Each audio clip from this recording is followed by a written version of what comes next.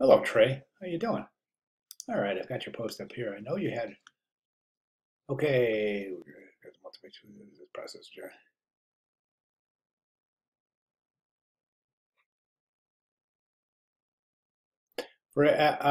As for actually having a booklet in hand, being the first time doing a project like this, I was pretty awesome to be holding a finished copy. Isn't it cool?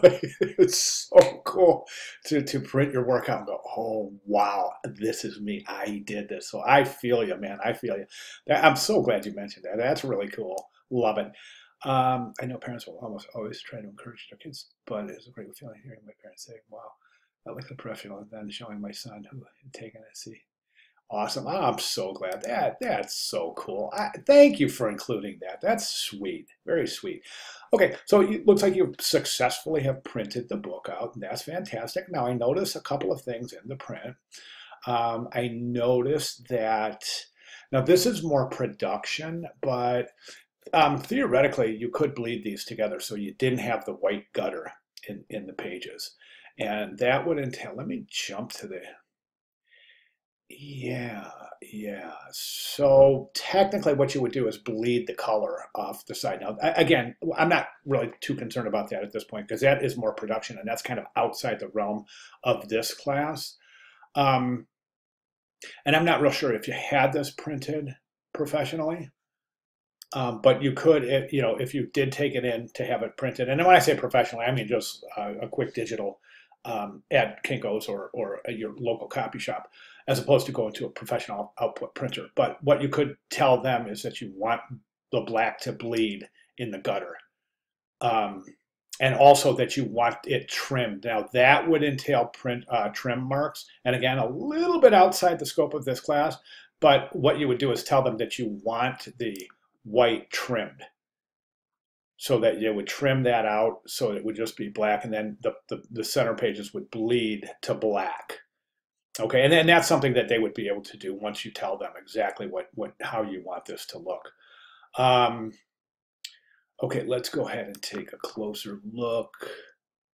It is fantastic. This cover page is really, really gorgeous. I think it's fantastic. It's just so consistent and so inviting. Love the deck head. Love the fact that you're using your small caps right there immediately to get started. I think for me, if I were to look at this piece from a student, I would say after looking at the deck head, I would immediately say, okay, this student has advanced knowledge because immediately there's indicative it's indicative of advanced techniques such as small caps. So that's really fantastic.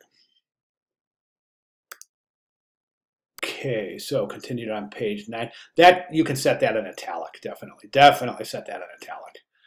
Um, okay.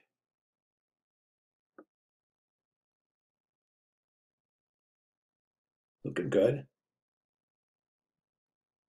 Looking good. I think we've got,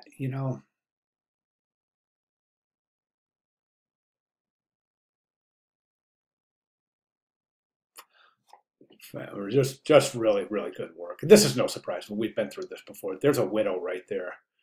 Got to edit that out. I'm sorry you've printed this already, but that is definitely needs to be addressed. It's one of the first things that they're going to look at. One of the first things they're going to look at is widows and orphans. So you definitely want to adjust that. This page is a little bit out of alignment, and we talked about this earlier, and we talked about this treatment right here. But as we can see here, it's not working.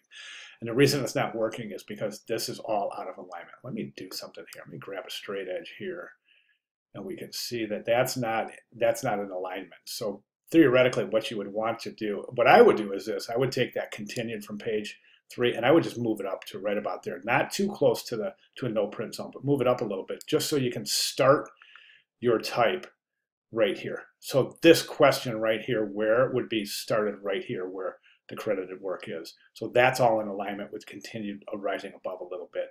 And I think that'll pull this all into alignment. It will accommodate for this kind of visual unrest right here. And then what you would do is and this is the big thing right here, how this kind of diagonal So when we take that question and align it with credited work, then you can take this column and keep it in alignment. So the only thing you're doing is moving this up and moving that continued up a little bit. That might be a little contrary to what I was saying last week, and I apologize for that if I didn't anticipate that, but definitely want to address that. Okay.